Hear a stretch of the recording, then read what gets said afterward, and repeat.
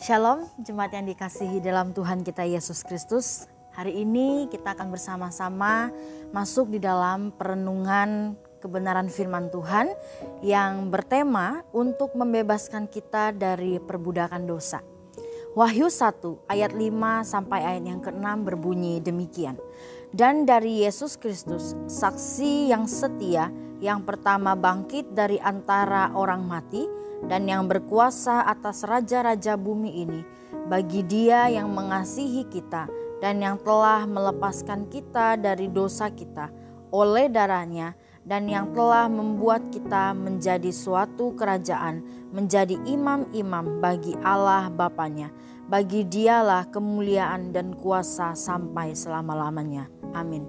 Dan di dalam Ibrani 13 ayat yang ke-12 berkata demikian. Itu jugalah sebabnya Yesus telah menderita di luar pintu gerbang untuk menguduskan umatnya dengan darahnya sendiri.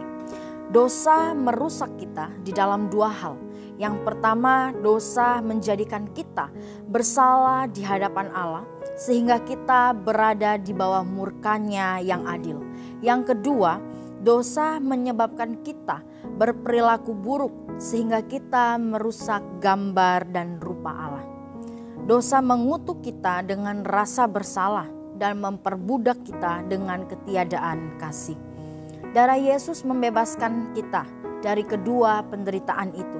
Darah Yesus memuaskan kebenaran Allah sehingga dosa kita bisa diampuni dengan adil.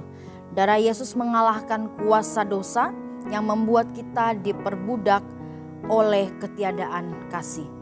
Kita sudah membahasnya, bagaimana Kristus menanggung murka Allah dan menghapus kesalahan kita.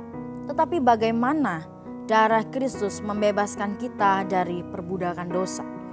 Jawabannya bukanlah bahwa Kristus adalah contoh teladan bagi kita yang menginspirasi kita untuk membebaskan diri dari keegoisan. Jawabannya memang sudah pasti bahwa Yesus adalah teladan bagi kita. Teladan yang agung, sudah pasti Dia ingin kita meneladani dirinya. Yohanes 13 ayat yang ke-34 berkata demikian. Aku memberikan perintah baru kepada kamu, yaitu supaya kamu saling mengasihi sama seperti aku telah mengasihi kamu. Demikian pula kamu harus saling mengasihi. Namun panggilan untuk meneladani dirinya bukan kuasa pembebasan itu sendiri. Ada sesuatu yang lebih dari itu. Dosa memiliki pengaruh yang sedemikian kuat dalam hidup kita sehingga kita harus dibebaskan oleh kuasa Allah, bukan oleh kekuatan kehendak kita sendiri. Tetapi karena kita adalah orang berdosa, maka kita bertanya, apakah kuasa Allah dimaksudkan untuk membebaskan kita atau menghukum kita? Disinilah penderitaan Kristus itu masuk. Ketika Kristus mati untuk menghapus hukuman kita, Dia membuka pintu agar kemurahan sorgawi mengalir sehingga kita terbebas dari kuasa dosa.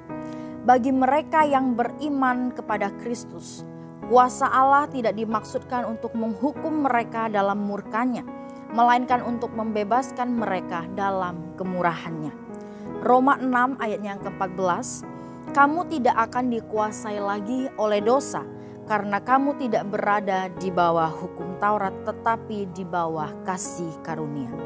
Berada di bawah kasih karunia menjamin bahwa Allah yang maha kuasa dan akan menghancurkan ketiadaan kasih kita. Kita tidak bersikap pasif dalam mengalahkan keegoisan kita dan kita juga tidak menyumbangkan kekuatan yang menentukan untuk itu. Semua hanya karena anugerah Tuhan. Karena itu Rasul Paulus bisa berkata di dalam 1 Korintus 15 ayatnya yang ke-10. Aku telah bekerja lebih keras daripada mereka semua, tetapi bukannya aku, melainkan kasih karunia Allah yang menyertai aku.